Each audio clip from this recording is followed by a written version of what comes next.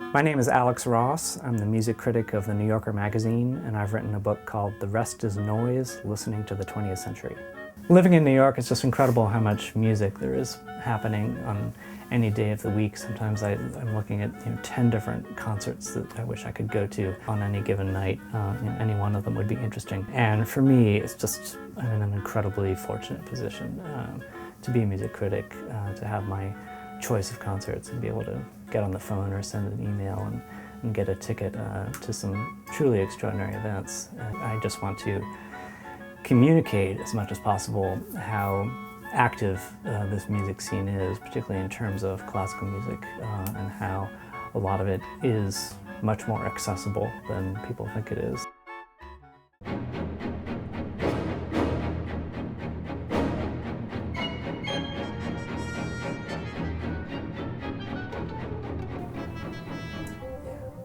In terms of my musical taste, I'm sort of a strange case. I grew up listening only to classical music. I paid no attention to pop whatsoever. It was Mozart, Beethoven, Schubert, and Brahms. That was about it. And conducted imaginary orchestras off my stereo and wrote my own music in a sort of grandiose 19th century style. So it's only when I got to college that my musical horizons really broadened. I started out listening to the various kinds of modernist and avant-garde music, atonality and chants music and so on that I talk about in my book.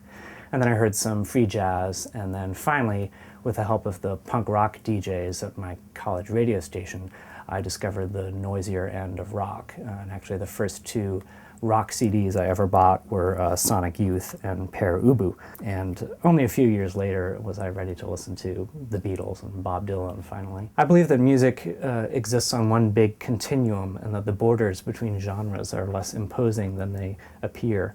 I think when people think about classical music concerts, they think of Carnegie Hall and the Metropolitan Opera and these very opulent institutions that put on concerts with pretty high ticket prices and very high production values, and a lot of those concerts are completely amazing and worth the price. But there's a whole other scene which people should be aware of. The Kitchen was the scene of some important early minimalist concerts.